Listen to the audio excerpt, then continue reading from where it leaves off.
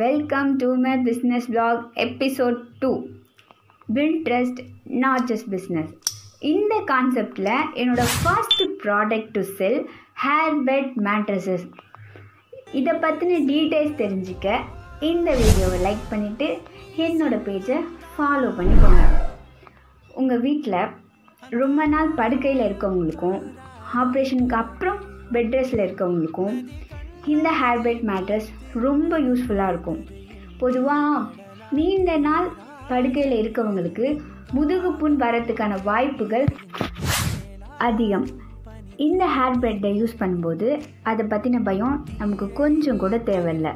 இந்த ப்ராடக்ட் என்னோட கார்ட்டில் அவைலபிளாக இருக்கும். இப்போவே ஆர்டர் பண்ணுங்கள்.